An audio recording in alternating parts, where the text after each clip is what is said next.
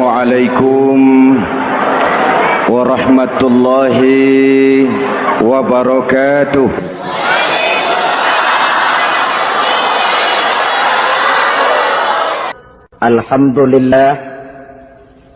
Alhamdulillahillazi ja'ala Ramadhana syahra siyama lil mu'minin.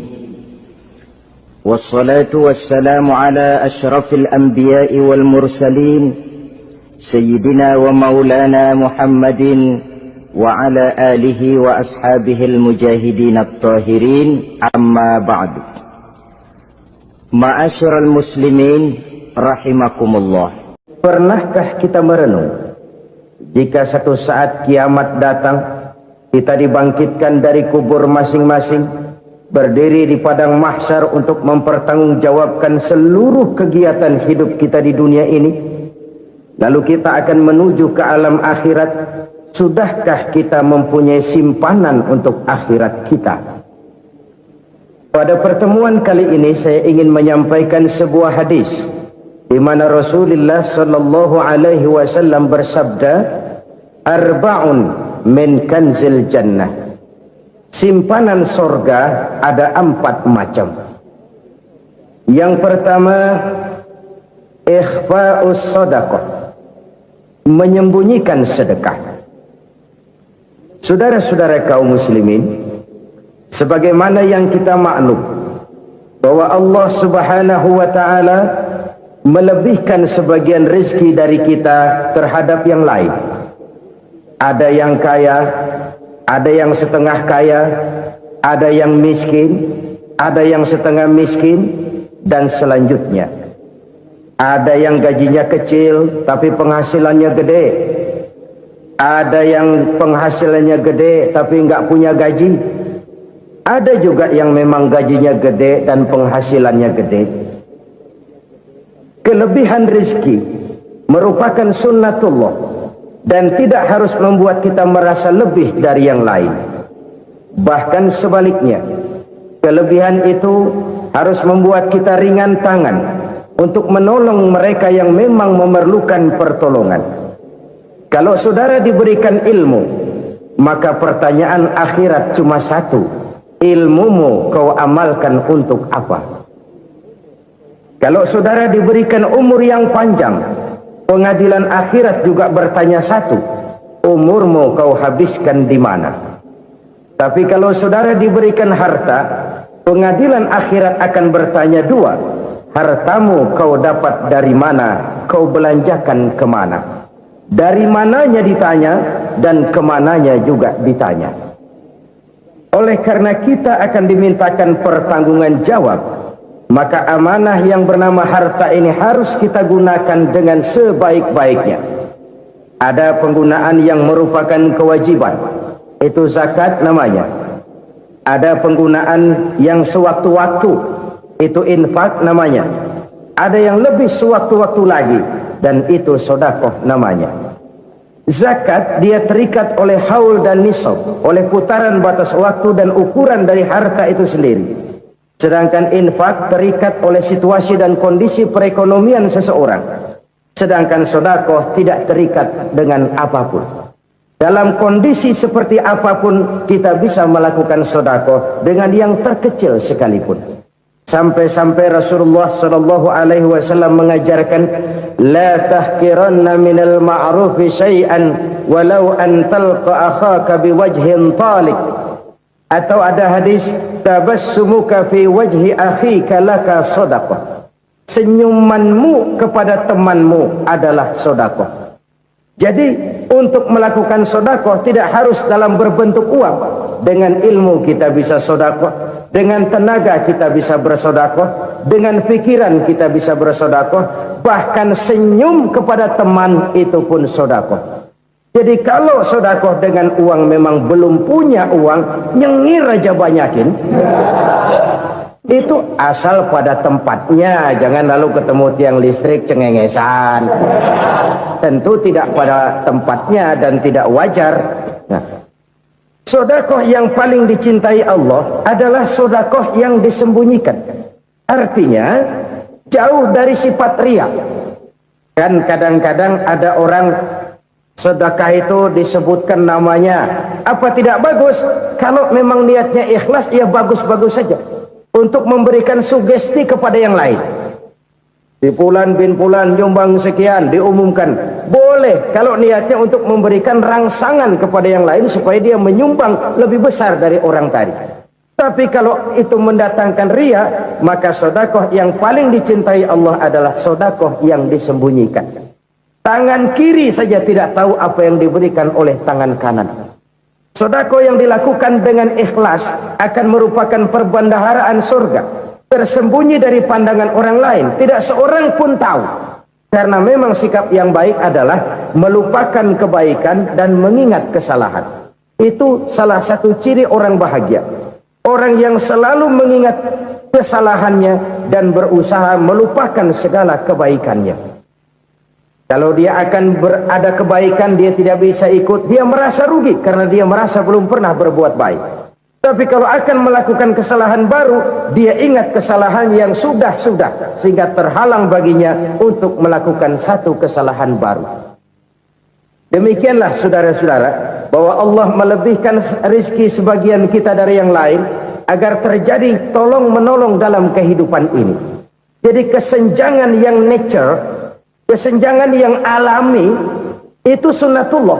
Ada yang kaya, ada yang miskin, ada yang kelas menengah. Nah, kenapa lalu sekarang kita berusaha mengentaskan kemiskinan? Oleh karena adanya kesenjangan struktural. Kalau yang kaya bisa semakin kaya, kenapa yang miskin tidak bisa naik jadi ikut sedikit kaya? Sebab pada dasarnya Islam adalah agama yang sejak turunnya sudah berupaya memerangi kemiskinan. Bahkan dikatakan kemiskinan itu mendekatkan kepada kekufuran. Orang kalau miskin udah dekat banget sama kafir. Gampang menjadi kafir.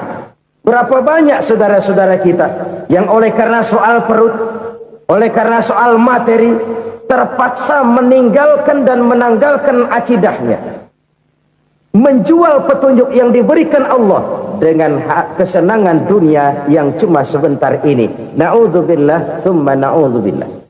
Jadi makin kita sembunyikan satu sedekah, semakin banyak perbendaharaan kita di surga. Sedekah yang paling dicintai Allah adalah sedekah yang disembunyikan. Malahan ada seorang sufi, dia punya kebiasaan kalau pergi sholat Jumat, dia bawa uang, itu uang dia taruh di bawah tikar masjid. Dia niat sedekah kepada siapa saja yang nemuin itu duit. Maksudnya apa? Supaya yang nemuin nggak tahu siapa yang punya duit. Demikian dia saking ingin menyembunyikan sedekahnya. Karena sifat riya itu bisa memakan amal kita sendiri. Riya itu termasuk menyebut-nyebut kebaikan kita. Orang yang suka nepuk dada, sedikit-sedikit ngitungnya kalau nggak gua. Tuh kalau nggak gua tuh yang belah situ, kalau nggak gua. Iya, kalau nggak lu kenapa emang? Orang yang suka menepuk jasad, biasanya memang begitu saudara-saudara. Kalau perang lagi berkecamuk, orang nggak sempat ngaku jadi pahlawan. Tapi begitu perang selesai, yang kagak kenal bedil ngaku pahlawan, mas. Itu sesuatu yang biasa. Oleh karenanya, orang-orang yang ikhlas dalam bersedekah, disembunyikannya sedekah itu, Allah cinta betul.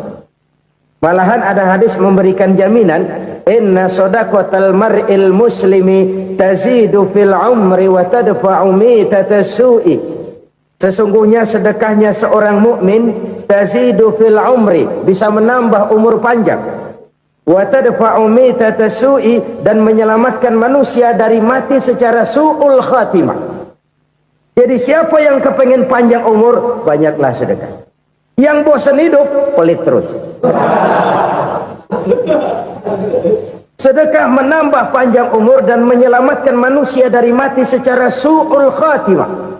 Pak, katanya umur itu nggak bisa ditambah, nggak bisa dikurangin. Kapan? Kalau ajal sudah datang. Wa idza jaa ajaluhum la yastakhiruna sa'atan wa la yastakdimun. Kalau ajal datang tidak bisa dimajukan, tidak bisa dimundurkan. Itu kalau ajal sudah datang. Tidak bisa lagi umur ditambah dikurangi, sudah datang. Tapi kalau belum datang, itu kan haknya Allah.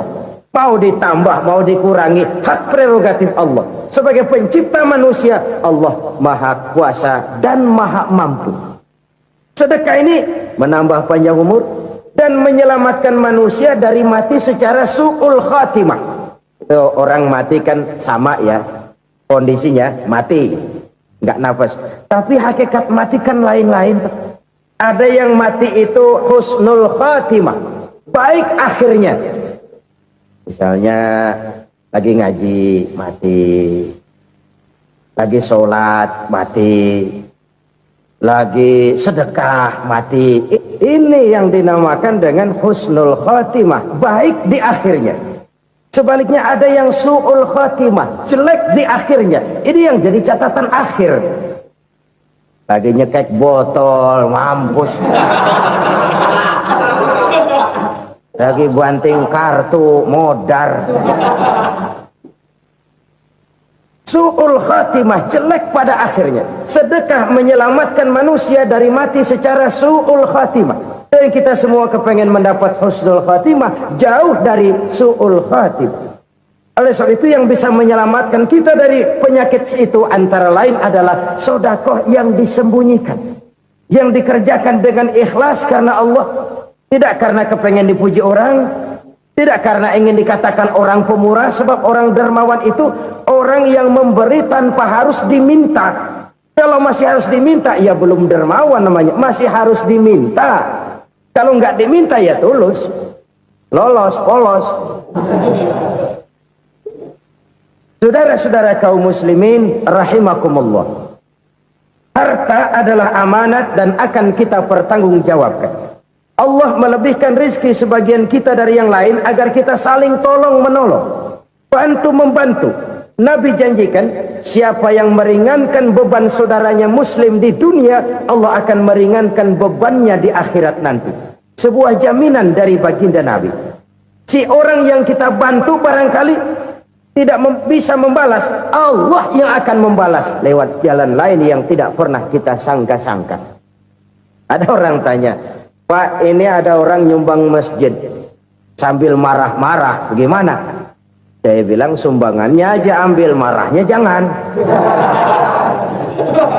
Marahnya jangan diambil, itu urusan dia. Saudara-saudara kaum muslimin rahimakumullah, umat Islam ini kan umat yang punya potensi besar. Kadang kita merenung, kenapa kadang-kadang pembangunan masjid kok lambat sekali? Kalau hotel hari ini peletakan pertama, bulan depan peresmian. Supermarket hari ini peletakan batu pertama, minggu depan peresmian. Tapi kalau sudah yang namanya masjid, kadang-kadang peletakan batu pertama sekaligus jadi batu terakhir. 3 tahun, 4 tahun, campur nebar jalak di jalanan, duit dijaring kayak ikan sepat. Apa tidak ada orang Islam yang kaya? Banyak.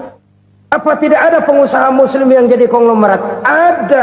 Lalu yang belum banyak itu yang komit terhadap nilai-nilai agamanya.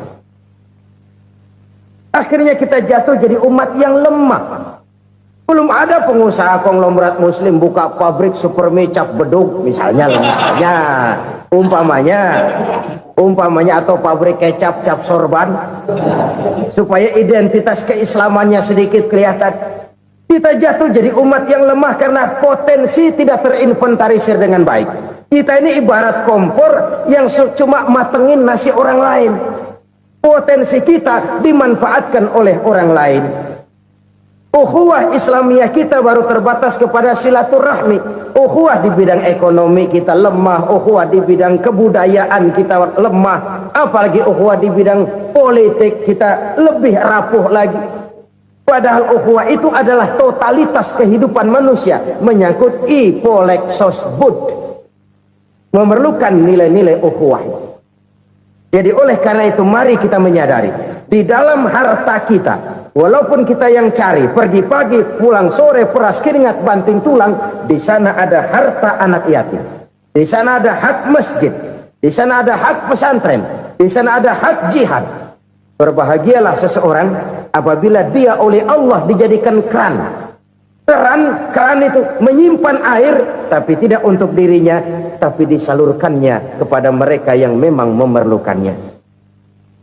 Saudara-saudara kaum muslimin rahimakumullah, ini yang pertama. Jadi perbendaharaan surga adalah menyembunyikan sedekah. Orang lain nggak tahu, kita pun nggak pernah ngitung-ngitung. Kita anggap lewat begitu saja, padahal itu deposit akhirat. Satu. Yang kedua, perbendaharaan surga itu apa? Wa kitmanul musibah, menyembunyikan kesulitan. Kadang orang takut menghadapi kesulitan, tapi makin kita merenung, hidup ini kan sebenarnya urusan. Takut sama urusan, ya jangan hidup. Tandanya orang hidup itu kalau punya urusan. Urusan melupakan problem. Problem sering menimbulkan kesulitan. Kesulitan bukan untuk ditakuti, tapi untuk diatasi dan dicarikan jalan keluarnya. Siapa sih orangnya yang nggak pernah sulit-sulit? Makin tinggi status sosialnya, makin gede urusannya. Makin tinggi kualitas imannya, makin berat tingkat kesulitannya. Cuma memang yang namanya enak itu seperti pelangi. Biang lala itu nggak pernah di atas kepala kita, di atas kepala orang melulu. Lo sih enak lo, kata kita. Dia juga bilang yang enak kan lo. Pelangi itu nggak pernah di atas kepala kita. Kata tukang beca, aduh enak ya naik Mercy. Kata tukang beca, apa yang di dalam mobil Mercy? Aduh enak bener tukang beca, di jok ngeringkuk ngorok pulas bener. Saya kamar pakai AC sejuk, tempat tidur sutra empuk, alga spring bed, kulak kulik nggak bisa pulas kalau belum minum Valium, belum tidur. Enak bener tukang beca, di jok ngorok nggak tahu wetan kulon. Si tukang beca bilang yang di Mercy enak, yang di Mercy bilang tukang beca enak. Inilah enak, nggak pernah di atas kepala kita, di atas kepala orang lain melulu enak itu. Nah saudara-saudara, yang merupakan perbendaharaan surga itu orang yang bisa menyembunyikan kesulitan, baik pribadi ataupun rumah tangga. Nih terutama rumah tangga yang jadi soalnya. Kadang-kadang kita ini kalau senang, sebaliknya kalau senang kita diam, kalem aja, cuek. Banyak banget duit kita bawaan, diam aja udah. Malah ketemu orang takut. Tapi begitu susah, sekampung tahu. Padahal Nabi mengajarkan perbendaharaan surga itu menyembunyikan musibah, menyembunyikan kesulitan. Kalau enak, cerita sama orang-orang. Kalau nggak enak, rasain sendiri, tekan sendiri, atasin sendiri. Kita kan sebaliknya. Senang kita diam, asal lagi susah, paling tidak kita nyari teman buat cerita kesusahan. Siapa orangnya yang nggak pernah susah? Cuma soalnya bagaimana kita mengatasi kesusahan itu sendiri. Begitu juga misalnya kalau orang sudah berumah tangga, itu orang tuanya harus menjadi tempat dia cerita yang enak-enak saja. Yang nggak enak rasain berdua, selesaikan berdua, atasin berdua. Jangan dibalik. Asal senang diam, giliran susah saja. Maknya laporan. Terbalik. Bisa menjaga security informasi. Maka nama bayam keluar diem, malah seluitan. Enak amat lo makan daging ayam. Security informasi.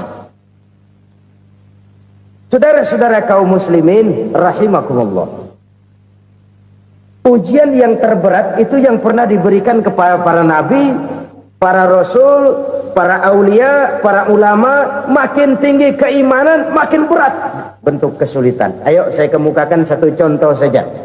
Ada seorang nabi yang kaya, nabi kaya, namanya Nabi Ayub. Iblis kalau orang begini kan keki, ibadahnya rajin, kaya. Yang kayak begini susah digodain. Kalau ibadahnya rajin, miskin, kali bisa disogok. Sini imannya mantap, ibadahnya rajin, kaya, nabi lagi. Oh, tapi namanya iblis nggak kurang akal, laporan. Tuhan, kenapa Les? Ya ini bahasa saya, bahasa Qur'annya sih nggak gitu. Itu hambamu yang namanya Ayub, dia rajin ibadah cuma karena dikasih kaya aja. Coba kasih miskin dia, berhenti dia sembahyang. Ah, kamu bisa aja. Saya tahu Ayub itu hambaku yang ikhlas. Saya buktiin Tuhan, silahkan. Dibuktiin lah, iblis turun ke alam ini. Yang mula-mula dia lakukan, dia rusak sawah ladang Nabi Ayub. Dia binasakan binatang ternak Nabi Ayub. Sehingga dalam waktu singkat, jatuhlah Nabi Ayub dari orang paling kaya jadi orang paling miskin. Beliau masih ibadah di mihrab dalam masjid. Datang iblis. Saudara Ayub, ya, lagi ngapain? Ibadah. Nyembah Allah, nyembah Allah. Oh, percuma. Kenapa? Tuhan yang ente sembah nih, dia udah bikin miskin ente. Sawah ladang ente hancur lebur, binatang ternak binasa. Sekarang ente jadi orang paling miskin. Ngapain nyembah Tuhan kayak begitu? Tekor. Udah berhenti dah ibadah, berhenti ibadah. Ini iblis sama Tuhan laporannya lain, yang dikerjakan kepada Nabi Ayub juga lain. Benar begitu iblis, kata Nabi Ayub. Iya, sawah ladang saya habis, buras.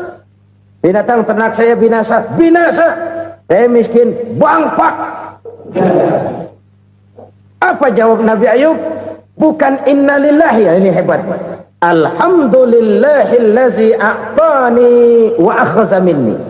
Segala puji bagi Allah yang telah memberikan harta kepada saya dan sekarang mengambilnya lagi. Alhamdulillah. Allah yang ngasih, Allah yang ambil.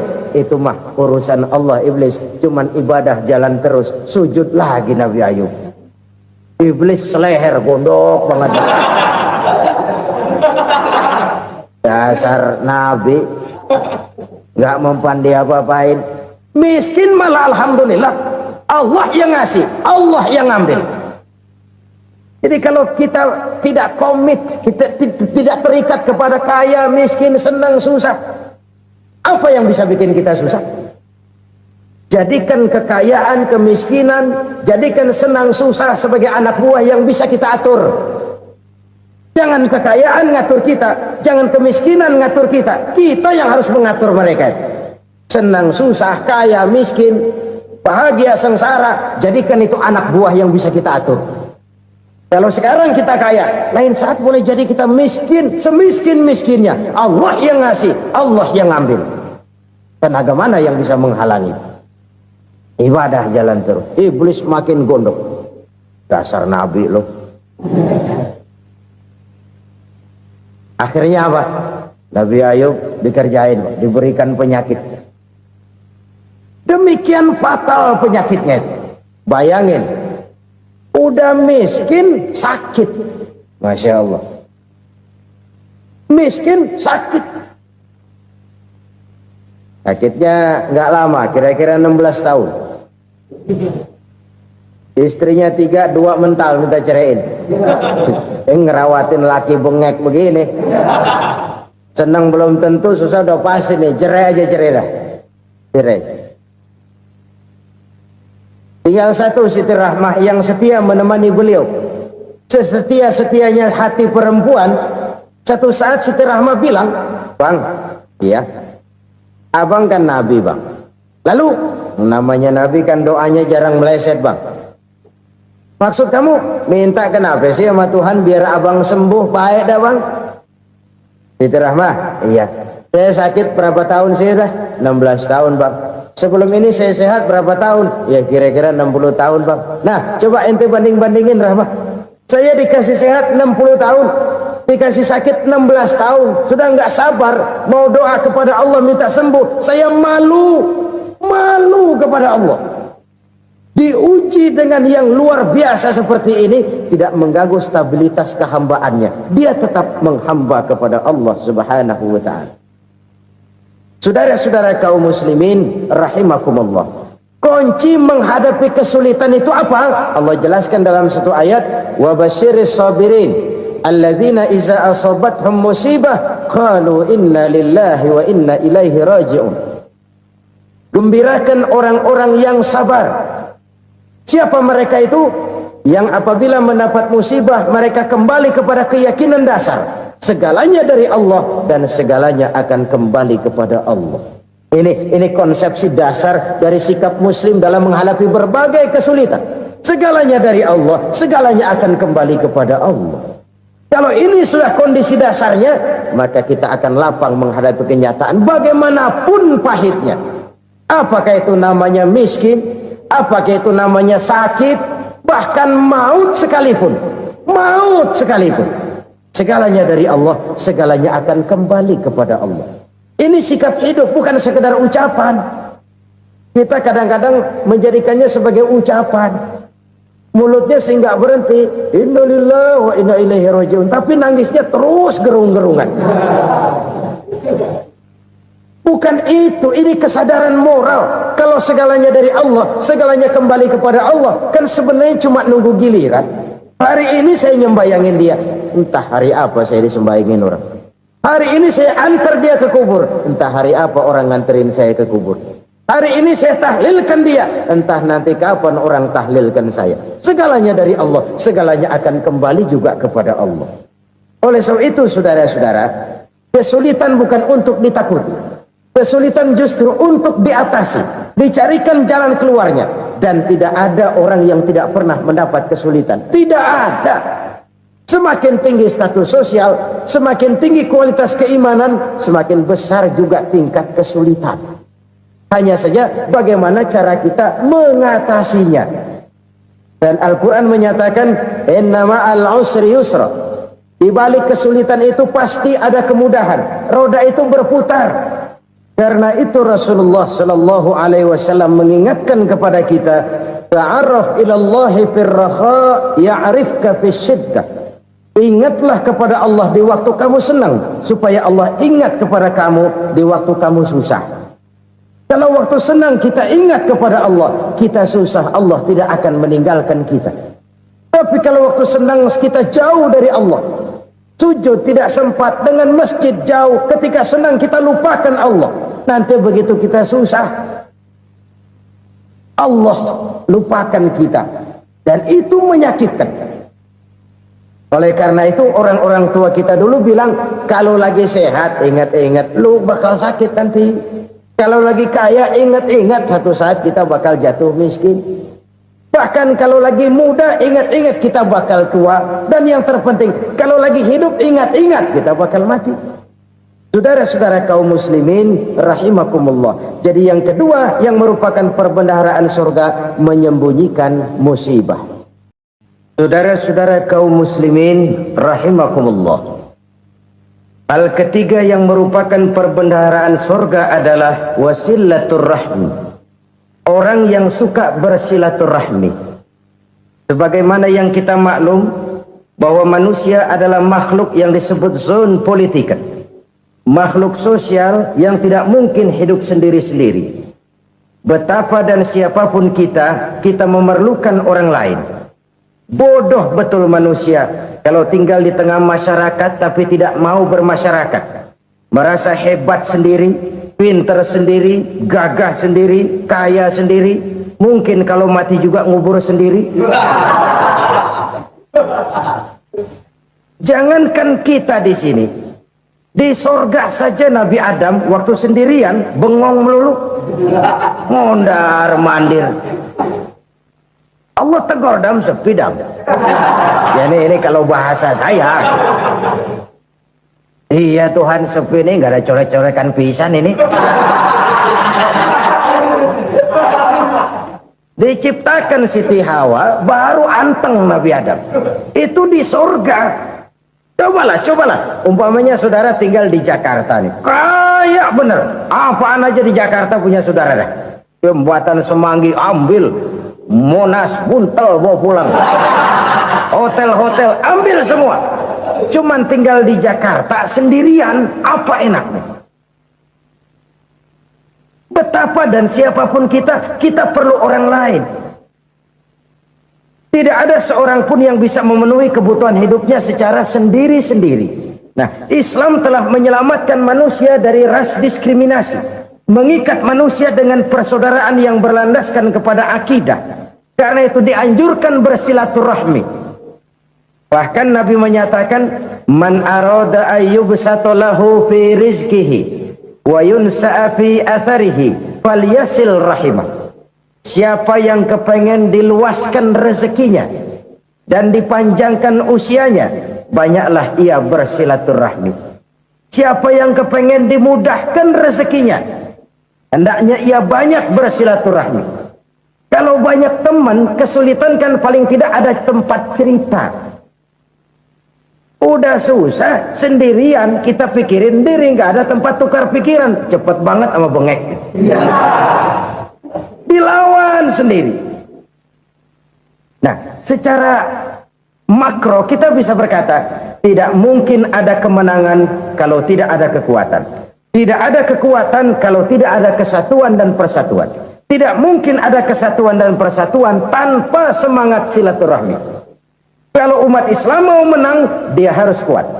Kalau umat Islam mau kuat, dia harus bersatu. Kalau umat Islam mau bersatu, dia harus membudayakan silaturahmi ini. Bahkan sampai-sampai kata Nabi, kalau bisa cari nilai tambah. Apa? Silman qata'ak. Bersilaturahmilah kau kepada orang yang marah denganmu. Masya Allah, indahnya ajaran agama kita. Orang yang marah pun kepada kita, kata Nabi, kalau bisa bersilaturahmilah kepadanya, kepada orang yang marah itu. Di situ nilai tambah. Cuman jujur nih hadis, ngucapinnya gampang, ngamalinnya yang berat banget. Orang marah sama kita, kita disuruh silaturahmi. Ada apa malu? Lu marah, ada gua marahan lagi. Tunggu pikirin. Saudara-saudara kaum muslimin rahimakumullah. Tapi ini yang diajarkan, bahkan ini yang dicontohkan oleh baginda Rasul. Bagaimana begitu mudah, misalnya satu saat Abu Jahal ini ngatur strategi bagaimana bikin Muhammad celaka. Dia gali lubang di depan tempat tidurnya. Dia tutupin daun korma. Terus dia panggil seseorang, ke sini. Kasih tahu Muhammad, pamannya sakit keras, minta ditengokin. Berangkat orang ini ke sana. Muhammad, labbaik. Pamanmu sakit keras, dia minta ditengokin. Baik, saya akan datang menjenguk beliau. Berangkatlah Nabi ke rumah Abu Jahal tanpa prasangka apapun.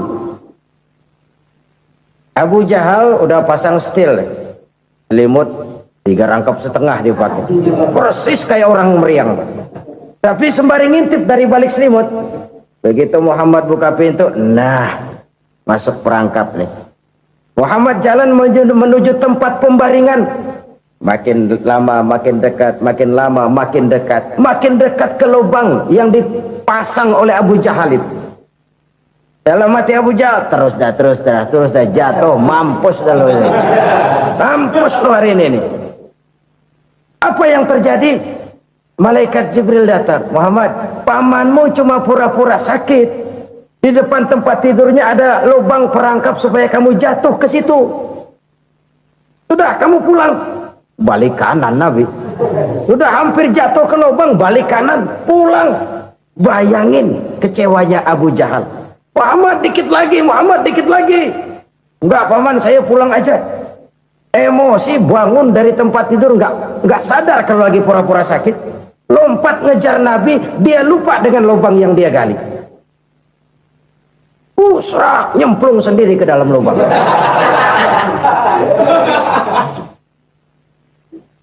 Nabi terus berlalu.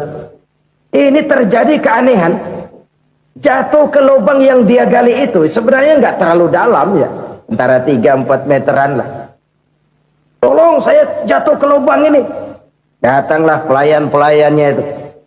Angkat saya dari sini. Oh, yang ngulurin tambang.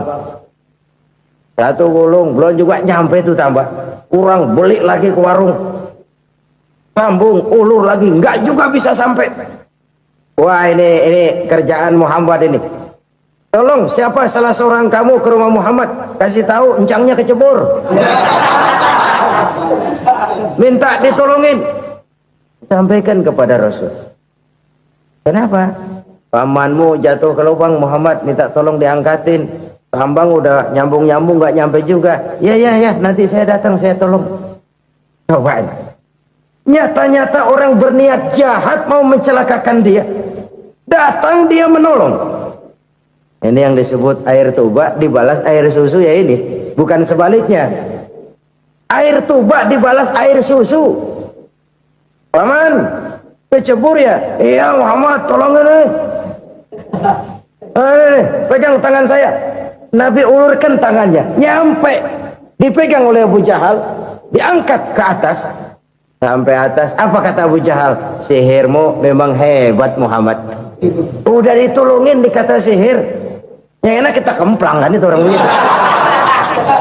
Urusan apa? Tapi inilah akhlak. Kalau bisa kamu bersilaturahmilah dengan orang yang marah kepadamu sekalipun. Orang marah kita tetap baik.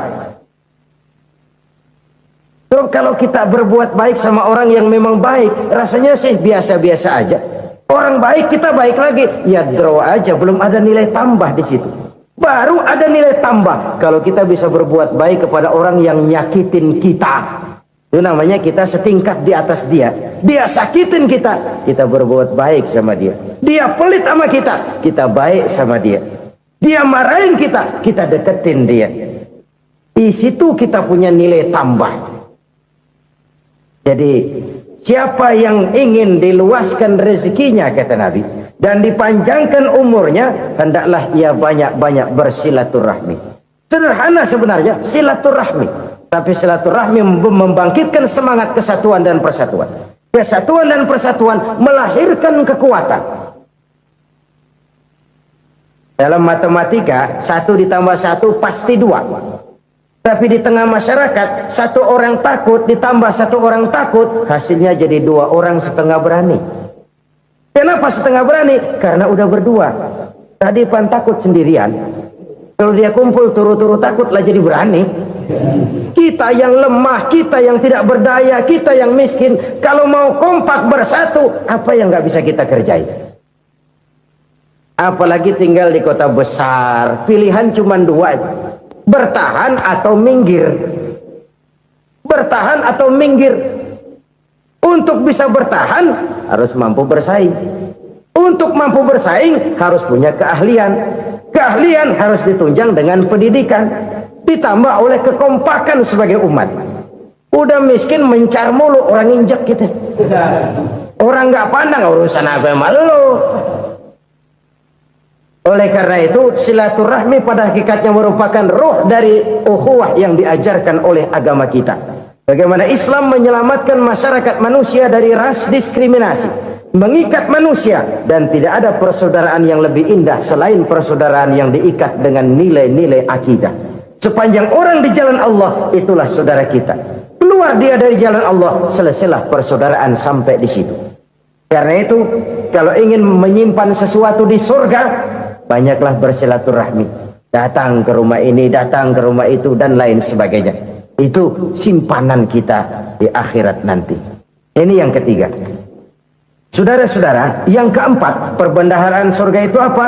Wa qawlu la hawla wa la quwwata illa billah. Ucapan la hawla wa la quwwata illa billah. Ibadah kan ada yang berat, modalnya besar. Bangun masjid berat, modalnya besar. Bangun rumah sakit berat, modalnya besar.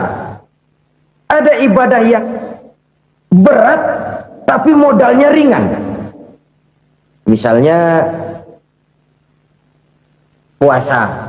Puasa itu berat, mengendalikan nafsu. Kalau sekedar nggak makan nggak minum sih enteng, mengendalikan nafsu. Itu jihad terbesar, tapi kan modalnya ringan, cuma niat saja. Ini ibadah berat, modalnya ringan. Ada ibadah yang ringan, modalnya juga enteng. Seperti termasuk ucapan la haula wa la quwwata illa billah. Tanpa sadar, la haula wa la quwwata illa billah. Nyelengin tuh di surga. Nyelengin, kita nggak terasa, nyelengin simpenan akhirat. La haula wa la quwwata illa billah. Nyimpen lagi. Kaget, la haula wa la quwata illa billah, nyimpan lagi, banyak simpanan. Walaupun sebenarnya yang dimaksud di sini adalah kesadaran batin bahwa tidak ada daya dan kekuatan kecuali Allah. Itu intinya. Kita memulai pekerjaan disunahkan baca bismillah, kan begitu. Apa itu? Kesadaran moral bahwa ini saya bisa kerjakan. Saya kerjakan ini dengan menyebut nama Allah. Kenapa? Kalau Allah tidak memberikan daya dan kekuatan, mana mampu saya kerjakan ini. Maka saya kerjakan ini dengan menyebut nama Allah. Bismillah. Kesadaran moral. Manusia hanya wajib berusaha, tapi nggak pernah wajib berhasil. Banyak hal-hal yang kalau kita renungkan secara rasio nggak mungkin, tapi jadi kenyataan. La haula wa la quwata illa billah. Tidak ada daya dan kekuatan kecuali bagi Allah semata-mata. Kesadaran moral akan kelemahan dan keterbatasan makhluk bernama manusia. Kadang kita kagum dengan otak, tapi kita sering lupa sama yang bikin otak. Padahal bagaimanapun hebatnya otak, yang bikin otak pasti lebih hebat dari otak. Nggak percaya, silahkan otak-otakan. Inilah kecenderungan. Kita kagum dengan pesawat-pesawat mutakhir, bukan main, besi gede banget terbang itu. Alangkah hebatnya. Lalu apa yang bikin otak tidak lebih hebat dari itu semua? Kita puji laut, apa yang bikin laut tidak lebih hebat dari laut itu? La haula wa la quwata illa billah. Tidak ada daya dan kekuatan kecuali Allah. Apa yang bisa kita lakukan kalau tidak karena daya dan kemampuan yang diberikan oleh Allah kepada kita?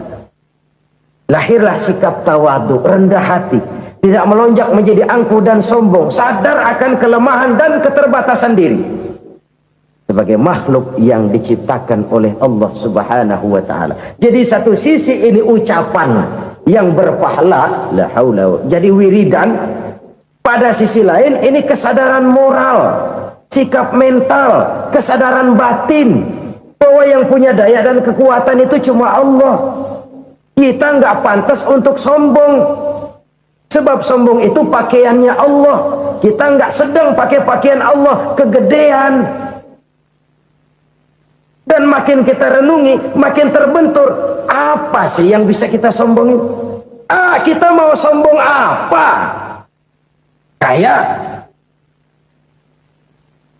pintar, itu kan semua relatif. Di atas langit masih ada langit lagi. Jadi oleh karenanya, marilah kita menyadari, manusia hanya wajib berusaha, tapi tidak pernah wajib berhasil. Yang berusaha saja tidak wajib berhasil, apalagi yang tidak berusaha. Islam bukan agama orang pemalas yang selesai sholat lalu ngelohom, nggelenggem ayem-ayem. Tapi Islam bukan agama orang sombong yang setelah berusaha lalu tidak memerlukan Allah. Kita bisa saja bikin proyeksi, tahun sekian kita bakal panen besar menurut perhitungan otak. Tapi ada kejadian lain. Apa? Tikus ngambek. Habis itu dimakanin tikus, panen gagal. Proyeksi rasional gagal oleh tikus-tikus yang ngambek itu. Bisa saja terjadi. Tahun depan kita panen besar, urung. Kenapa? Musim panas panjang. Dan sekarang ini koran-koran bikin berita musim mengalami penyelewengan. Bukan cuma manusia yang nyeleweng sekarang. Musim pakai nyeleweng. Mestinya kan musim hujan udah selesai, masih hujan-hujan juga. Musim. Nah sekarang kita boleh bikin proyeksi, kita bakal panen besar. Tahu-tahu musim panas panjang, sawah retak, air kering. Cari teknokrat yang paling botak, suruh pendekin tuh musim panas. La haula wa la quwata illa billah. Inilah kesadaran moral. Saudara, saya teringat satu saat ada seorang konglomerat. Umurnya ya kira-kira 70-an. Satu saat dia ditanya oleh wartawan, "Pak, umur Bapak berapa sih?" "Ya, paling 10 tahun." 10 tahun? 10 tahun? Anak Bapak berapa orang? Satu saja? Satu. Harta Bapak berapa? Ya, paling-paling bangsa 7 juta kali. 7 juta? Iya.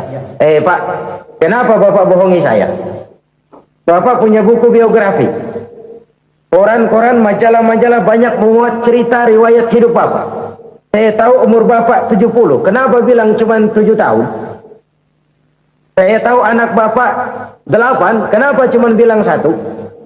Saya tahu harta bapak miliaran, mungkin triliunan, pabrik di mana-mana, bank di mana-mana. Kenapa bilang uang bapak cuma 7 juta? Nah, kata si konglomerat tadi, kamu benar nak, kamu benar. Umur saya kalau jumlahnya memang 70 nak. Cuman ingat-ingat saya, baru 7 tahun terakhir ini saya sujud. Baru 7 tahun terakhir ini saya berusaha dekat dengan Allah. Saya laksanakan perintahnya, saya jauhi larangannya.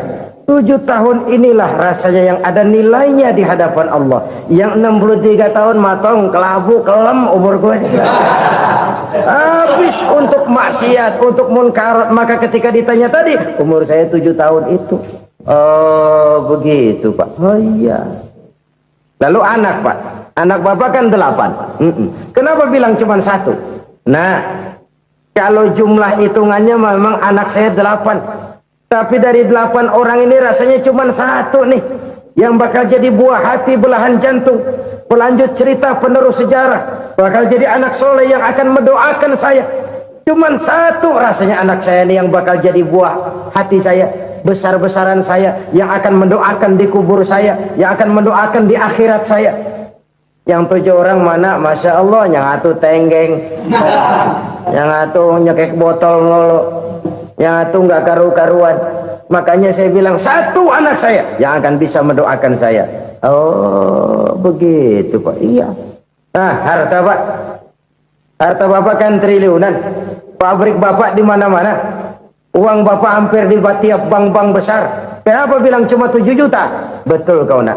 Harta saya kalau jumlahnya memang miliaran, triliunan mungkin. Tapi yang saya ingat baru 7 juta tuh yang saya belanjakan di jalan Allah. Saya nyumbang masjid, saya santuni yatim piatu, saya bantu pembangunan pesantren, saya bantu pembangunan rumah sakit Islam. Itu yang akan saya bawa pulang ke akhirat, yang 7 juta itu. Yang triliunan itu nanti akan diperebutkan oleh anak-anak saya sebagai waris saya. Jadi harta saya 7 juta itu yang bakal nemenin saya di akhirat, yang akan saya bawa pulang jadi teman saya. Saudara-saudara kaum muslimin, jangan-jangan orang tua itu adalah kita-kita ini. Jangan-jangan kita-kita ini adalah orang tua itu. Jangan-jangan itu potret dari diri kita masing-masing. Dari sekian umur yang diberikan Allah, berapa tahun yang ada nilainya di hadapan Allah? Dari sekian anak-anak yang merupakan amanah, berapa yang akan mendoakan kita sebagai orang tuanya menjadi anak soleh? Dari sekian banyak harta yang diberikan Allah, berapa yang akan kita bawa pulang menghadapnya nanti, yang kita belanjakan di jalan Allah? Ini sebuah potret kehidupan. Karena itu kita kembali kepada la haula wa la quwwata illa billah. Kita wajib berusaha, kita wajib berikhtiar. Selebihnya, segala daya dan kekuatan hanya milik Allah saja semata-mata. Satu kesadaran batin dari setiap pribadi muslim. Setelah ia berusaha dan berikhtiar, ia menyerahkannya kepada Allah Subhanahu wa ta'ala. Jadi satu sisi ini merupakan wiridan ucapan yang mengandung pahala, pada sisi lain ini merupakan sikap batin dari seorang muslim di dalam ia menghadapi realitas kehidupan ini. Saudara-saudara kaum muslimin rahimakumullah, kalau ini kita jadikan satu basis kehidupan, maka ini akan menyelamatkan manusia dari kemungkinan tergelincir menjadi orang yang lupa diri dan lupa darat. Sebab itu Imamul Ghazali berpesan, jadidis safinah fa innal bahra amiq, wa khuziz zad fa inna safara ba'id, wa khaffifil hamla fa innal hamla sadid. Perbarui selalu kapalmu karena lautan sangat dalam. Bawa bekal yang banyak karena perjalanan ini sangat jauh. Ringankan beban karena kebanyakan beban akan menyakitkan. Alangkah indah kalimat ini, alangkah dalam makna yang terkandung di sana. Perbarui selalu kapalmu karena lautan sangat dalam. Apa artinya ini?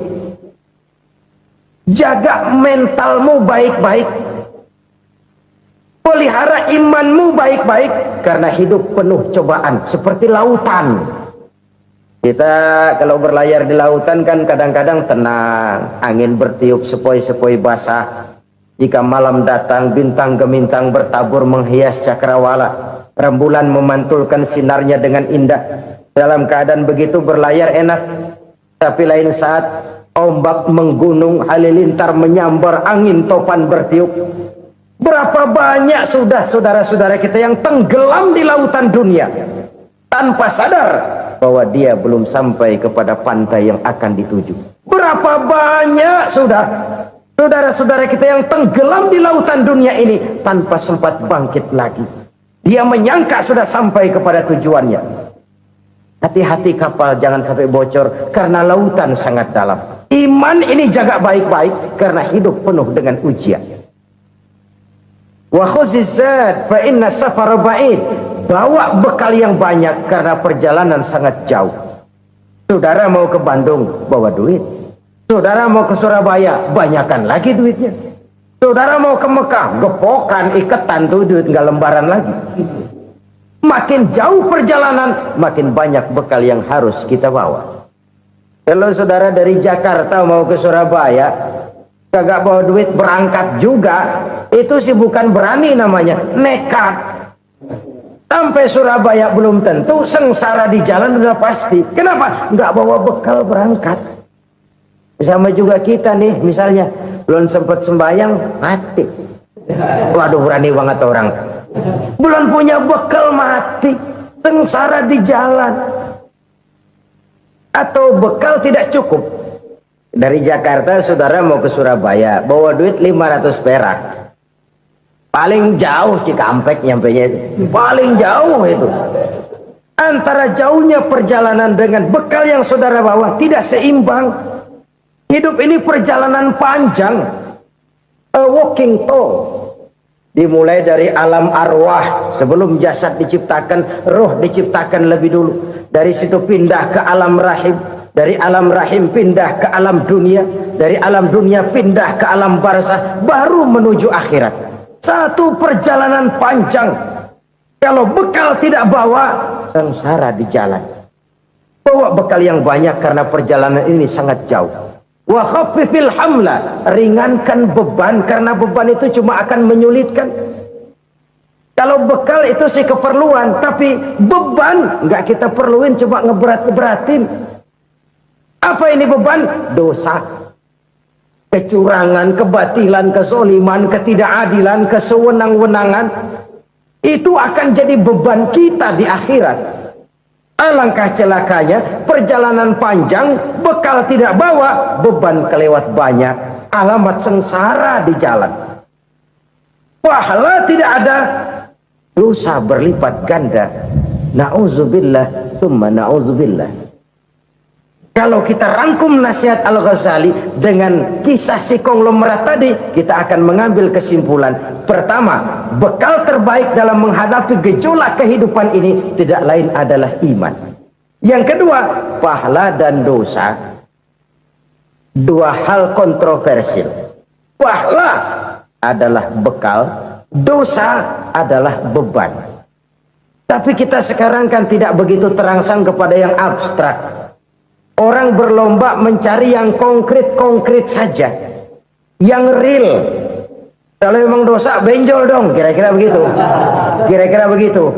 Persis orang Yahudi dulu.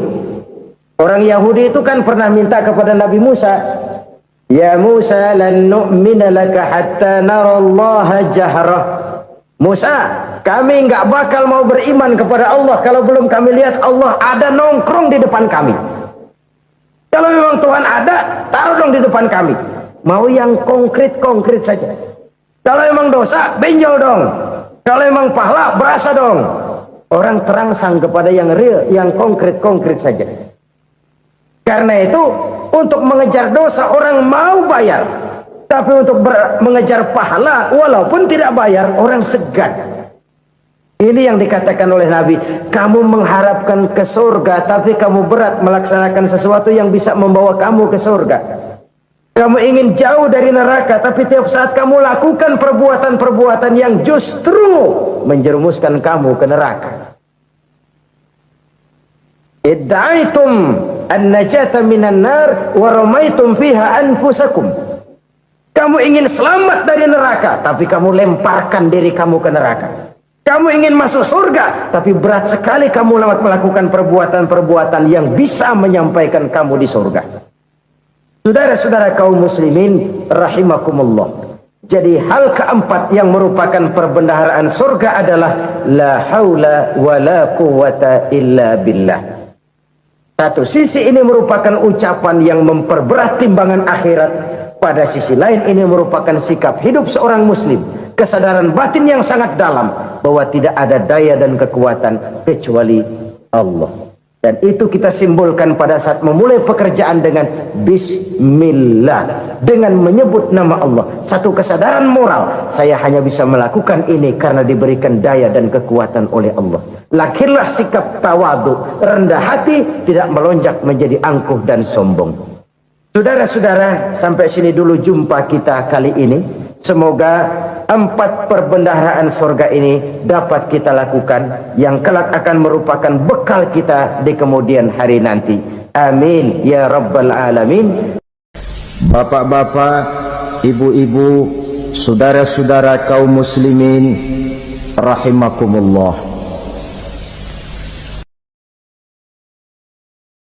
Di dalam kehidupan kita sebagai seorang muslim, minimal 5 kali dalam sehari semalam kita mendengar seruan untuk mendirikan solat yang disebut azan. Ada kalimat menarik di dalam kalimat azan itu, yakni seruan hayya 'alal falah, marilah menuju kepada keberuntungan, marilah meraih kemenangan. Seruan ini adalah kecenderungan dari setiap manusia, apapun warna kulitnya. Artinya, setiap orang dalam hidup selalu ingin meraih dan mencari kemenangan. Kemenangan akan melahirkan kepuasan batin, dan kepuasan batin memberikan kebahagiaan. Sedangkan kekalahan melahirkan penderitaan batin, dan penderitaan batin menjerumuskan seseorang di dalam berbagai bentuk kerugian. Jikalau inilah seruan azan, maka masalahnya ialah apa yang menyebabkan kita meraih kemenangan. Al-Quranul Karim memberikan tuntunan dan ajaran kepada kita bahwa orang-orang yang memperoleh kemenangan itu tidak lain adalah orang-orang yang bertakwa. Hanyalah mereka yang bertakwa kepada Allah Subhanahu wa ta'ala pada akhirnya akan tampil sebagai pemenang.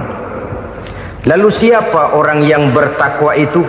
Dijelaskan dalam awal-awal Al-Baqarah, orang yang bertakwa yang akan meraih kemenangan. Pertama, allazina yu'minuna bil ghaib, yaitu orang-orang yang beriman kepada yang gaib. Percaya bahwa ada alam yang gaib, alam yang abstrak, alam yang tidak bisa dijangkau oleh salah satu daripada panca indera kita. Mereka percaya dan beriman kepada adanya malaikat, beriman kepada adanya iblis dan jin, beriman kepada adanya alam kubur, beriman kepada adanya alam mahsyar, beriman kepada adanya alam akhirat, beriman kepada adanya surga dan neraka. Beriman bukan cuma sekedar beriman dalam ucapan bibir saja, tetapi beriman yang nilai iman itu mampu mewarnai gerak dan gaya hidupnya. Iman yang meresap sampai ke tulang sumsum, kemudian memberikan dampak positif di dalam kehidupan manusia. Alam, kita tahu, adalah sesuatu yang selain Allah, dan Allah bukanlah alam. Apapun namanya selain daripada Allah, itu adalah alam. Alam pada hakikatnya terbagi menjadi 2. Ada alam syahadah, alam nyata, alam konkret, alam yang bisa dijangkau oleh salah satu indera kita. Kemudian ada alam ghaib, alam yang tidak bisa dijangkau oleh panca indera kita, alam metafisika, alam abstrak, alam yang wajib kita imani keberadaannya. Kita percaya bahwa malaikat itu ada, Kita percaya kepada jin, bahwa jin itu ada. Kita percaya kepada adanya iblis dan setan. Bukan percaya kepada iblis dan setannya, percaya bahwa iblis dan setan itu ada.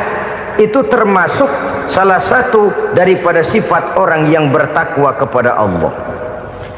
Saudara-saudara kaum muslimin rahimakumullah, kecenderungan pembangunan yang lebih bersifat materialistis biasanya menggeser aspek kehidupan rohani. Orang berpikir empiri, dan dalam pola pikir yang demikian maka alam gaib tidak lagi mendapat perhatian. Aspek kehidupan yang bersifat rohaniah malah mulai ditinggalkan. Akibatnya terjadilah kepincangan di dalam kehidupan kita. Pernah ada satu pengalaman pribadi dalam perjalanan kembali ke tanah air. Dalam pesawat di sebelah kanan saya duduklah seorang Jerman namanya Heiner Simonsen. Iseng saya ajak kenalan, saya ajak ngobrol, saya tanya dia. Saya bilang, Mas Heiner ini, kalau pesawat yang kita tumpangi ini jatuh ke bawah, kira-kira apa yang bakal terjadi, Mas? Dia bilang, kita semua akan mati. Begitu? Iya. Oke. Apa itu mati? Tanya saya. Dia bilang, untuk tahu apa itu mati, kita harus tahu lebih dahulu apa itu hidup. Saya pikir nih bule bisa ngomong juga. Baiklah kata saya. Apa hidup menurut Anda itu? Oh, hidup itu dia bilang, kalau seluruh anggota badan kita bekerja secara normal, paru-paru memompa darah secara normal, jantung berdetak secara normal, sel-sel tubuh bekerja secara fit, dan organisme tubuh hanya mau bekerja secara normal, dia bilang, kalau kita memberi makan yang cukup, menu yang teratur, dan gizi yang lengkap. Saya bilang, kesimpulannya apa, Ner? Dia jawab, hidup adalah dari tangan ke mulut. Life is from the hand to the mouth, kata dia. Hidup adalah dari tangan ke mulut. Jadi masalah hidup tidak lebih daripada masalah isi perut. Orang pergi pagi, pulang sore, peras keringat, banting tulang, perut yang dibelain. Saya bilang, you are wrong. Sampean salah, Ner. Kamu orang Islam bukan? Bukan. Pantas. Kenapa saya salah? Dia bilang, ya jelas salah. Salahnya di mana? Kamu ini manusia. Kalau hidup cuma dari tangan ke mulut, saya bilang, kambing di kampung saya juga begitu pikirannya, Ner. Itu kambing di kampung saya, asal perutnya kenyang, sudah hidup dia. Perkara besok bagaimana, lusa prospeknya macam mana, bulan depan ada apa, kambing nggak pernah mikir. Di kampung saya kambing juga pikirannya begitu. Kamu Kristen ya? Tadinya. Loh kok tadinya, lalu apa sekarang kamu ini? Dia bilang, sekarang saya netral. Saya tidak beragama, tapi saya percaya kepada Tuhan sebagai pencipta alam. Saya ingat benar dia bilang, I haven't any religious, but I believe to God as the creator of the world. Kenapa bisa netral begitu, Ner? Habis saya bingung katanya. Islam bilang Islam baik, Kristen bilang Kristen baik, Hindu Buddha bilang Hindu Buddha baik, semua agama baik. Saya netral sekalian, nggak beragama. Yang penting saya percaya kepada Tuhan. Saya bilang, Ner, kamu ini kayak orang mau beli celana. Lalu bingung, yang satu bilang Levi's bagus, yang satu bilang Blue Jean hebat, yang satu bilang Wool England hebat. Celana ini hebat, celana itu bagus, celana ini hebat, semua celana bagus, kamu bingung. Akhirnya netral, tidak pakai celana. Itu juga salah. Saya pikir-pikir, kemudian saya melihat bahwa dua pola berpikir Heiner ini nampaknya sudah mulai menggejala di lingkungan masyarakat bangsa kita. Disadari atau tidak, secara jujur kita harus berkata, dua pola pemikiran Heiner ini mulai berkembang di tengah masyarakat bangsa kita. Pertama, pola pikir materialisme. Hidup adalah dari tangan ke mulut. Masalah hidup tidak lebih masalah isi perut. Itu yang perlu dibela, dan disitulah arti kehidupan. Pergi pagi, pulang sore, peras keringat, banting tulang untuk mempertahankan perut. Kalau sudah kemari cara orang berpikir, maka buat apa percaya kepada yang gaib? Untuk apa sholat? Untuk apa puasa? Untuk apa zakat? Untuk apa menghadiri majelis taklim?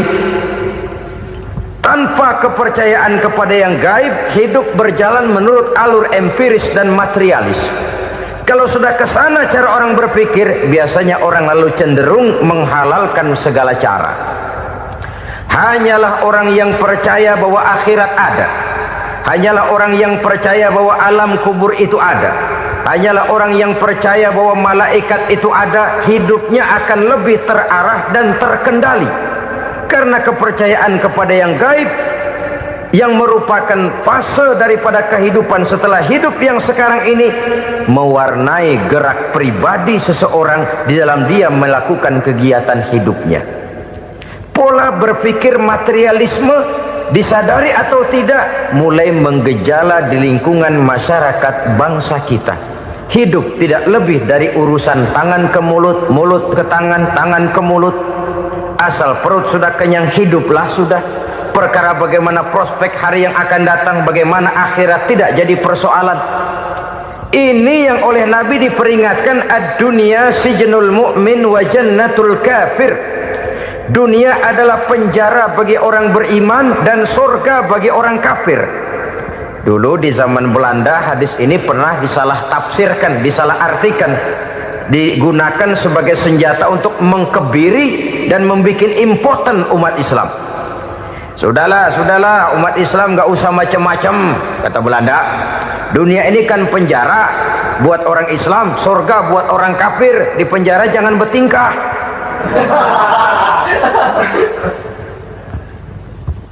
Pengertiannya tidak begitu. Dunia adalah penjara bagi orang mukmin. Artinya dalam kehidupan dunia seorang mukmin tidak bebas memperturutkan hawa nafsunya. Di penjara hawa nafsunya itu. Sebaliknya, surga bagi orang-orang kafir. Buat orang kafir, surgalah dunia ini. Mereka bebas memperturutkan hawa nafsunya, dilarang tidak terlarang, dicegah pun tidak tercegah. Mereka hidup menurut alur bisikan nafsu mereka sendiri. Kemudian bila ajal datang, maut merenggut nyawa, selesailah surganya sampai di situ. Maka bagi orang-orang yang tidak percaya kepada adanya akhirat, kepada adanya alam gaib, surganya sebatas umurnya. Sekali lagi, surganya sebatas umurnya. Bila umur selesai, ajal pun datang merenggut nyawa, selesailah sudah surganya sampai di situ. Alangkah pendeknya perjalanan orang-orang yang tidak percaya kepada alam gaib ini. Bagi kita mukmin, jikalau kita mampu memenjarakan hawa nafsu, kita bisa bahagia di dunia ini. Dan Islam memang tidak menyuruh kita sengsara di dunia. Raih dunia, kejar dunia, gapai dunia sebagai alat untuk mencapai kebahagiaan di akhirat nanti. Hidup adalah satu perjalanan panjang yang terbentang sejak kita terlahir dari alam rahim sampai kepada alam akhirat nanti. Andai kata kita gagal meraih kebahagiaan di dunia, toh kita masih punya akhirat. Tapi jangan jadi dalil yang melemahkan semangat. Biarin dah kita di dunia kebelangsak, yang penting akhirat. Akhirnya dunia benar-benar kebelangsak. Bagaimana dunia ini bisa kita raih, dan bagaimana meraih dunia untuk menunjang kepentingan akhirat nanti. Yang kedua, dari pikiran Heiner yang saya lihat menggejala di lingkungan masyarakat bangsa kita, timbulnya manusia-manusia netral. Seolah-olah Tuhan yes, agama no. Sama Tuhan percaya, agama ogah. Tuhan ngangguk, giliran agama godeng. Padahal hampir dalam setiap ayat dalam Quran, kata-kata amanu biasanya bergandeng dengan wa amilus shalihat. iman dan amal soleh. Ini sebagai isyarat Tuhan dan agama jangan pernah dipisah-pisah. Apabila kita bertuhan, maka kita harus beragama. Apabila kita beragama, maka agama itu harus bersumberkan dari Tuhan yang kita imani itu. Tidak mungkin kita pisah, Tuhan yes, agama no. Sama Tuhan percaya tapi agama bikin sendiri. Sembayangnya cukup bengong 2 jam madep ngulon.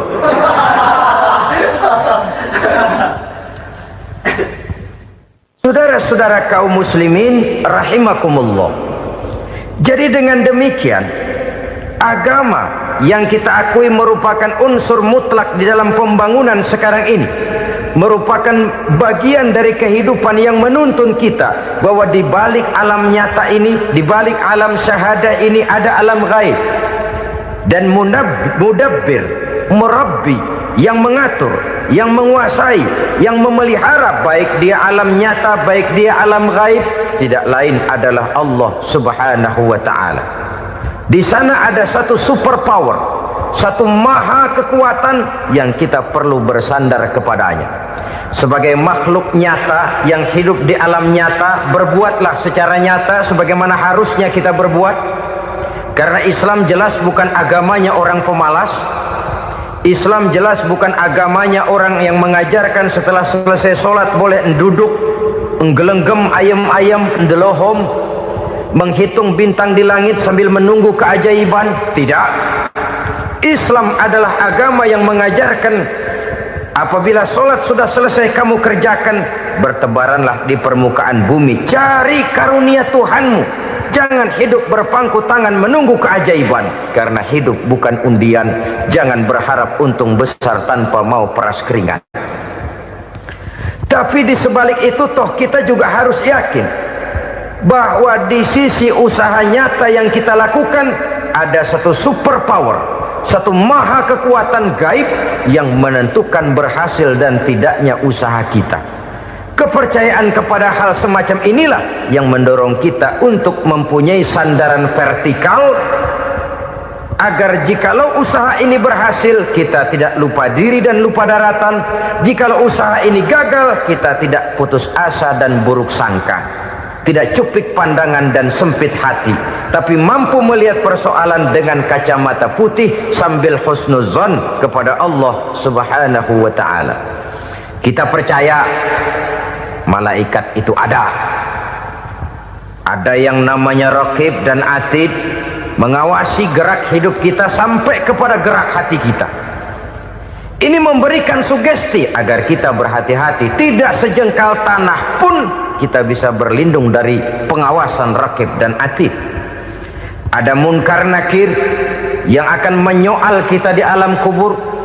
Ada malaikat Malik, penjaga neraka. Ada malaikat Ridwan yang menjaga surga. Kita percaya kepada adanya jin, kita percaya kepada adanya setan, iblis. Percaya kepada adanya, bukan mempercayai si setan, si iblis lalu menjadikannya sebagai teman. Tidak. Percaya bahwa mereka itu ada dan merupakan makhluk Allah yang gaib yang diciptakan Allah Azza wa Jalla. Kepercayaan kepada alam gaib memberikan motivasi terhadap gerak lahir manusia, sehingga dengan motivasi kepercayaan kepada yang gaib, gerak lahir jadi lebih terarah, jadi lebih terpelihara. Pernah seseorang bertanya, "Pak, apakah adanya akhirat bisa dibuktikan secara ilmiah?" Saya bilang tidak bisa, tidak bisa. Kenapa? Karena yang berangkat nggak pernah pulang kemari lagi. Kalau dia pulang kemari bisa kita tanya bagaimana enak di sono. Cuma secara moral saya katakan, lebih beruntung orang yang percaya kepada akhirat daripada yang tidak. Sekarang saudara percaya akhirat ada, lalu saudara baik-baik di dunia, sholat, puasa, zakat, menolong orang lain, menebarkan kebajikan. Saudara mati, andai kata akhirat tidak ada, toh dalam hidup saudara sudah berbuat baik. Paling tidak nama saudara akan dikenang sebagai orang baik. Sebaliknya, saudara percaya, kata saya, bahwa akhirat tidak ada, lalu hidup semau-maunya, tenggelam dalam maksiat dan munkarat, menentang Allah, tidak mau ruku dan sujud, lalu saudara mati, kemudian akhirat ada, ayo mau apa? Bekal tidak punya. Jadi secara moral lebih beruntung orang yang percaya kepada adanya akhirat daripada yang tidak percaya. Dan itu alam gaib yang tidak bisa dibuktikan secara eksat. Jangankan untuk membuktikan seperti itu, dalam kehidupan sehari-hari saja yang kita rasakan tidak selalu berbentuk toh. Angin, bagaimana sih bentuknya angin? Kita tidak tahu. Merah, buktinya kalau dikerok merah. Yang merah itu kulit, yang kulit kita bukan anginnya. Sakit, rasa sakit itu ada, tapi bagaimana bentuk sakit kita nggak pernah tahu. Kalau kita makan cabai pedas, bagaimana bentuk pedas itu tidak ada, tapi rasa ada. Bentuk pedas hijau, cabenya bukan pedasnya. Tidak semua yang kita rasakan bisa kita gambarkan dalam bentuk yang konkret. Oleh karena itu, sekali lagi bahwa kepercayaan kepada alam yang gaib mampu memberikan satu sugesti yang menata kehidupan seseorang lebih lurus, lebih terarah, dan lebih terkendali. Maka wajar kalau kepercayaan kepada yang gaib mengantarkan seseorang untuk meraih kemenangan. Kenapa? Dia percaya kepada yang gaib, bahwa akhirat ada, bahwa alam kubur ada, bahwa pertanggungan jawab itu ada. Maka dia lalu tidak hidup saenae udele dewe gitu loh. Tidak hidup menurut seleranya sendiri, terarah, teratur. Ini cirinya yang pertama, orang bertakwa yang akan meraih kemenangan, mereka beriman, mereka percaya kepada yang gaib. Bahkan hal-hal konkret saja selalu berangkat dari yang gaib. Saudara-saudara, para remaja, para pemuda sekarang ini tidak pernah tahu toh siapa yang akan jadi teman hidup saudara. Kita bisa saja ngerancang, mentargetkan, tapi toh akhirnya yang namanya jodoh bukan kekuasaan kita. Rezeki di luar kemampuan kita. Begitu juga ajal. Maut, jodoh, ajal adalah contoh-contoh konkret bahwa pada akhirnya yang gaiblah yang menentukan. Bertahun-tahun ngelancong, emang jodoh seret, nggak jadi.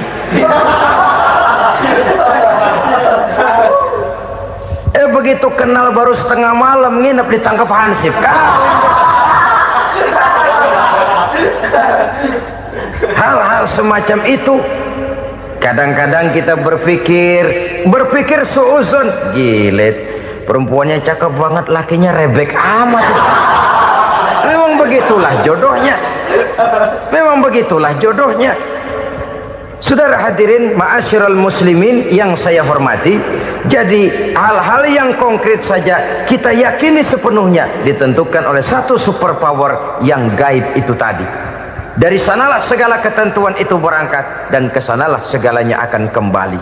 Maka kepercayaan kepada yang gaib meluruskan gerak hidup seseorang dan itu akan mengantarkan dia kepada meraih kemenangan. Satu. Yang kedua, wa yuqimuna shalah. Orang bertakwa yang akan meraih kemenangan itu adalah orang-orang yang mendirikan sholat. Kenapa sholat mengantarkan orang untuk meraih kemenangan? Yang jelas, inna sholata tanha anil fahsya'i wal munkar. Sholat mampu mencegah manusia dari perbuatan keji dan munkar. Banyak filsafat hidup yang terkandung di dalam sholat ini. Sejak kita wudhu sampai kita menghadap ke arah kiblat, sampai kita melakukan gerak-gerak sholat, bacaan-bacaan yang ada di dalam sholat, lalu sampai kepada mengucapkan salam. Banyak filsafat hidup yang terkandung di dalam sholat. Umpamanya saja, setelah takbiratul ihram mulai kita dengan sholat dalam posisi berdiri, diajarkan dalam kitab-kitab fikih agar kita melihat ke arah tempat sujud. Ini kan filsafat kehidupan. Kalau kamu sholat dalam posisi berdiri, lihat tempat sujud. Jangan sholat mata jelalatan, sebab nanti bisa mengurangi kekhusyuan. Jadi wajar kalau ia dikatakan bahwa yang paling afdol adalah shaf yang di depan. Kenapa? Secara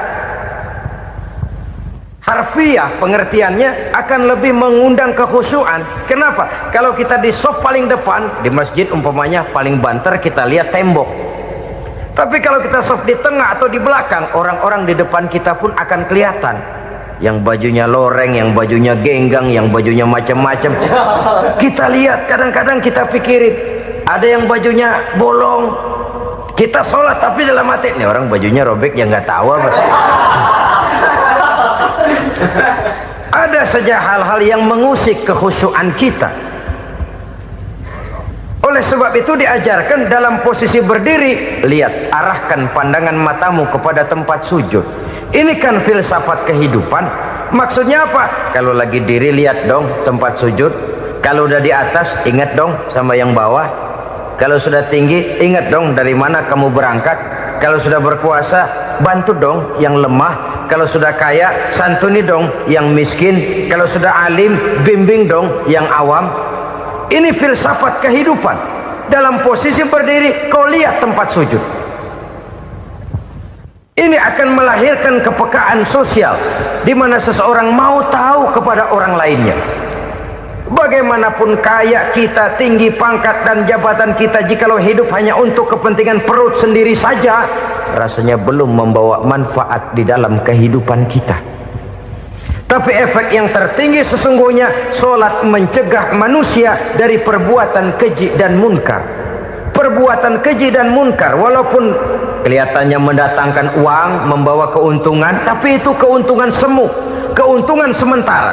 Dengan menipu orang lain kita bisa dapat untung, tapi tidak membawa berkah, dan itu adalah kerugian besar dalam kehidupan kita.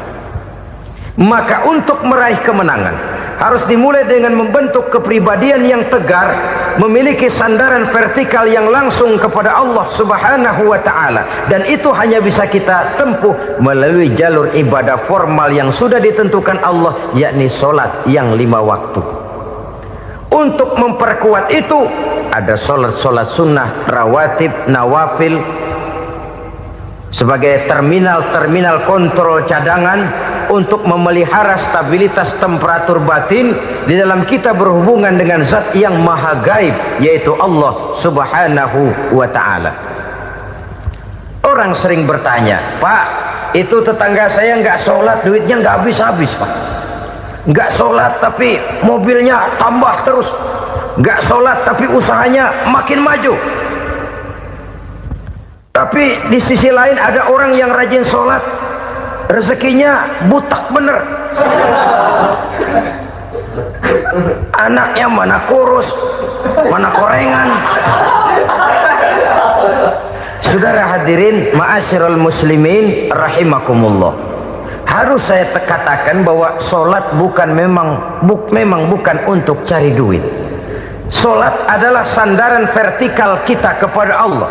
Sedangkan soal rezeki itu berkaitan dengan sifat Allah maha pengasih dan maha penyayang. Allah maha pengasih, siapapun dikasih kalau mau usaha. Allah maha penyayang, tidak semua orang disayang oleh Allah Azza wa Jalla. Dan belum tentu banyak harta itu merupakan nikmat. Mungkin juga istidraj. Artinya istidraj itu dikasih tapi diambulin, kalau bahasa Betawinya itu. Dikasih tapi diambulin, itu bukan merupakan nikmat sesungguhnya, lebih merupakan azab dari Allah Subhanahu wa ta'ala.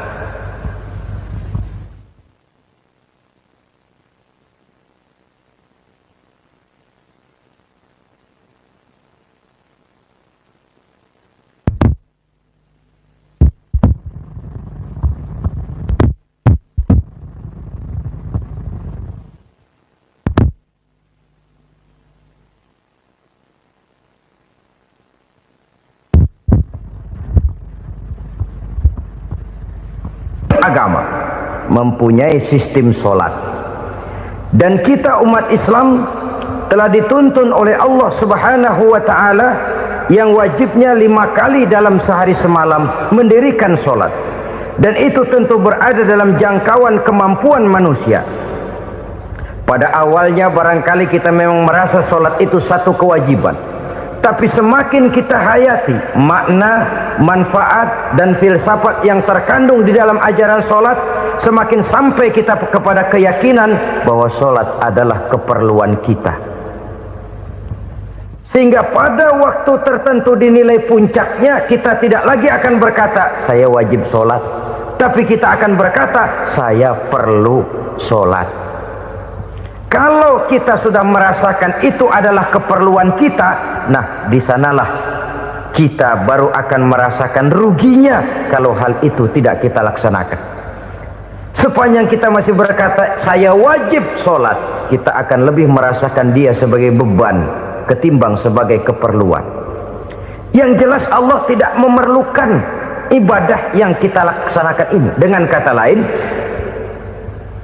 andai kata satu dunia penuh ini orang tidak ada yang sholat satu pun, Allah tidak akan turun dari jabatan Tuhan. Jangan lalu berpikir kalau kita ngambek se-RW kagak sembahyang Tuhan tekor kali ini ya. Tentu tidak. Itu perlunya kita, bukan perlunya Allah. Dan pada induknya kita akan berkata saya perlu agama. Kalau secara induk kita sudah memerlukan agama, maka konsep-konsep yang ada di dalam ajaran agama itu pun adalah juga merupakan keperluan kita. Baik dia bernama sholat, baik dia bernama puasa, baik dia bernama zakat, baik dia bernama haji, seluruhnya adalah keperluan kita. Dan sesuatu yang kita perlukan apabila tidak kita laksanakan akan melahirkan kerugian di dalam kehidupan. Jangan heran kalau kita membaca riwayat perjalanan hidup para salafus soleh, orang-orang soleh. Ada yang tahajud sampai 100 rakaat, ada yang sholat malam kakinya sampai bengkak. Kita sekalinya bengkak biri-biri. Ada yang sholat membaca surah dalam Al-Quran sampai khotam Quran. Kok mau? Mereka sudah merasakan itu keperluan. Itu saja soalnya. Satu saat pun jikalau kita merasa bahwa itu keperluan saya, kita pun akan melaksanakan seperti itu. Keperluan saya dalam kehidupan. Inilah yang kedua. Yang ketiga, orang bertakwa yang akan meraih kemenangan itu, wa mimma razaqnahum yunfikun. Mereka membelanjakan sebagian daripada rezeki yang diberikan Allah kepada mereka. Mereka infakkan di jalan Allah. Ada satu dialog menarik. Satu hari seorang anak muda bertemu dengan seorang kakek-kakek yang sudah dikenalnya baik. Bertanyalah anak muda ini, "Kek, umur kakek berapa tahun?" 15 tahun, kata si kakek. Anak kakek berapa orang? 1.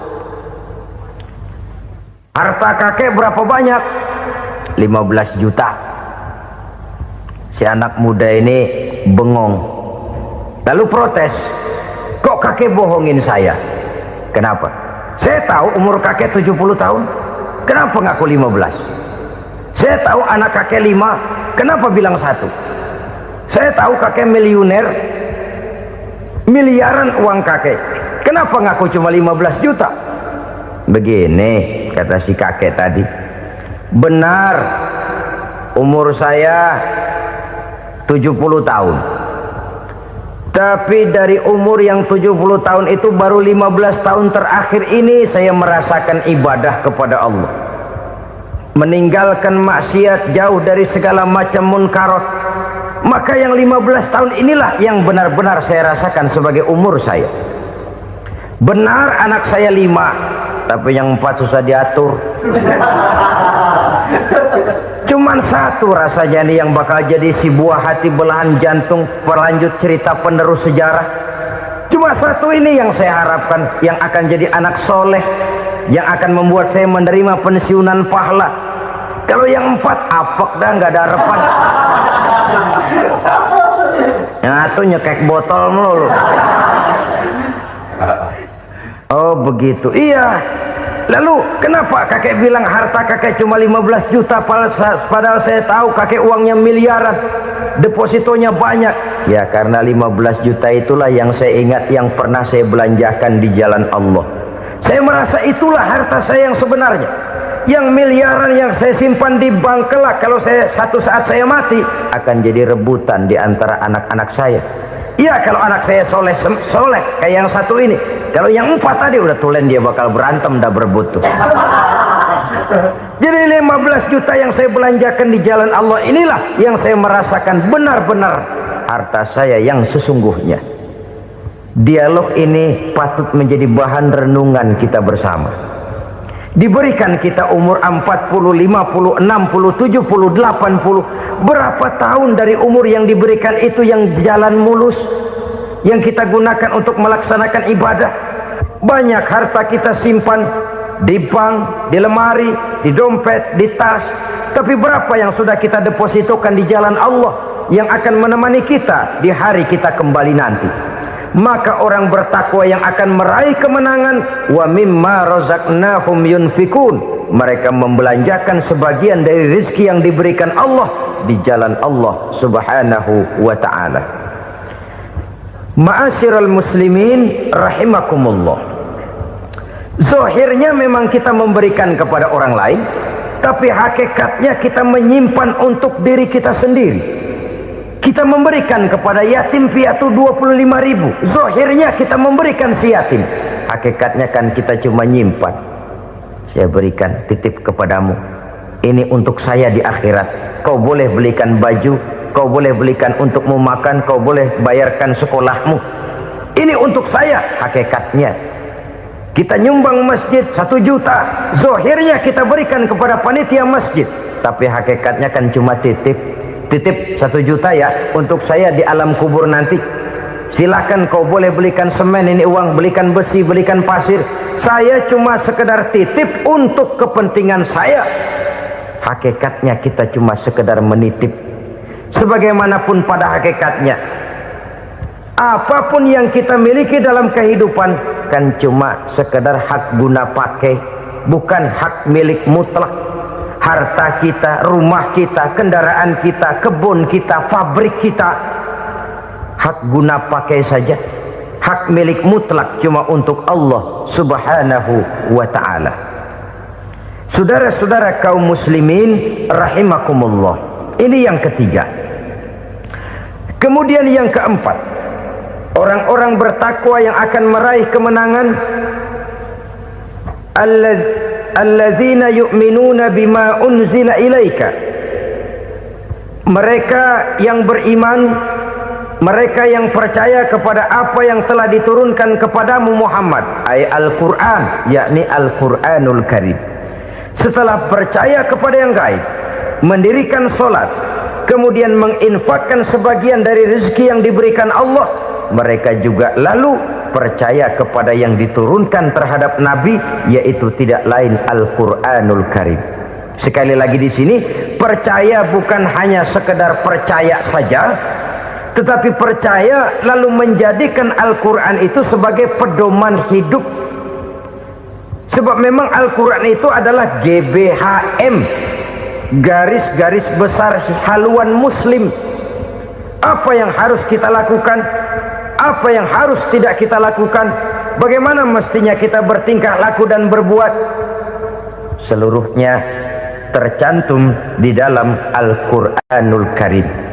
Itu sebabnya ketika satu hari Aisyah ditanya bagaimana akhlak Rasul, beliau menjawab, kana Rasulullah sallallahu alaihi wasallam khuluquhul Quran.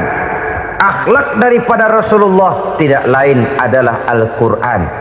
Jawaban simpel ini memberikan gambaran bahwa keseluruhan daripada konsepsi Quran sudah diterjemahkan dalam kehidupan Rasulullah Sallallahu Alaihi Wasallam.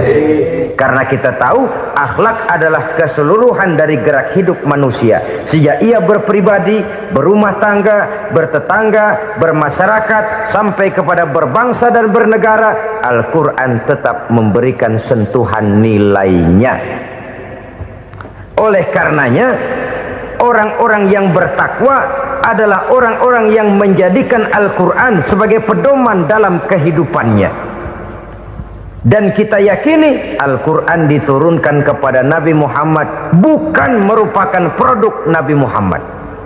Isi dan redaksinya langsung dari Allah Subhanahu wa ta'ala. Kemudian cirinya yang kelima, orang bertakwa yang akan meraih kemenangan itu, wa ma unzila min qablika. Tidak hanya sekedar percaya kepada yang diturunkan terhadap Nabi Muhammad yaitu Al-Quran, mereka juga percaya kepada apa yang pernah diturunkan kepada para nabi, kepada para rasul sebelum Nabi Muhammad. Percaya kepada adanya suhuf, percaya kepada adanya Taurat, percaya kepada adanya Injil, percaya bahwa Allah dahulunya sudah menurunkan Taurat kepada Musa, percaya bahwa Allah sudah menurunkan Injil kepada Isa, percaya Injil ada, Taurat ada, diturunkan Allah untuk Isa dan Musa, tetapi tidak wajib mengamalkannya karena kita sudah diberikan Al-Quranul Karim. Ini yang perlu saya garis bawahi. Kita percaya Allah telah menurunkan Injil dahulu kepada Isa. Kita percaya bahwa Allah telah menurunkan Taurat dahulunya kepada Nabi Musa. Kadang-kadang ini dijadikan dalih, dikacaukan pengertiannya. Quran saja mengajarkan bahwa orang yang bertakwa harus percaya kepada Injil, maka pakailah Injil. Apalagi kalau ayat sebelumnya ditilap, dihapus, dihilangkan, Injilnya yang ditekankan, maka akan terjadilah penekanan yang salah arah. Karena salah arah akhirnya bisa merusak dan menghancurkan akidah.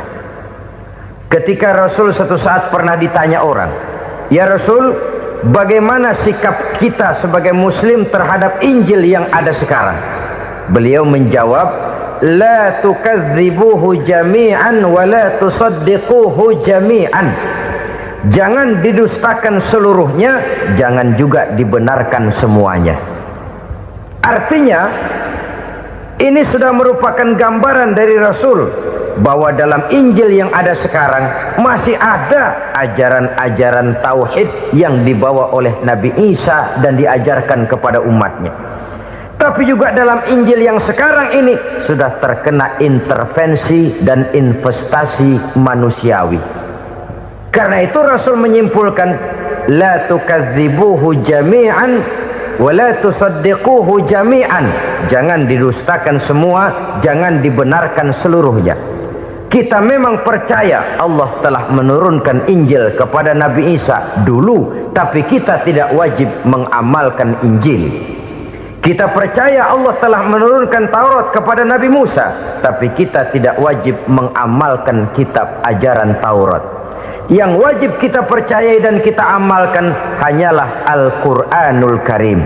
Kenapa? Oleh karena baik yang ada di dalam Taurat, baik yang ada di dalam Injil, tentu tercakup di dalam Al-Quran sebagai kitab terakhir yang diturunkan oleh Allah Subhanahu wa ta'ala. Dan itu wajar. Kalau seorang pejabat mau mengeluarkan satu keputusan baru, tentu dia harus meninjau keputusan-keputusan lama. Andai kata dianggap tidak berlaku, dianggap tidak relevan lagi, maka keputusan-keputusan lama itu tentu sudah dianggap tidak berlaku. Sebagian daripada aturan-aturan dalam keputusan lama yang masih dianggap relevan tercantum dalam keputusan baru yang wajib diamalkan. Begitulah hubungannya antara Al-Quran, Taurat, Zabur, dan Injil. 4 kitab samawi yang diturunkan Allah masing-masing kepada Zabur untuk Nabi Daud, Taurat untuk Nabi Musa, dan Injil untuk Nabi Isa alaihi wassalatu wassalam. Ketiga-tiga kitab itu kita percayai adanya, Kita yakini Allah telah menurunkan Zabur, Taurat dan Injil, tapi kita tidak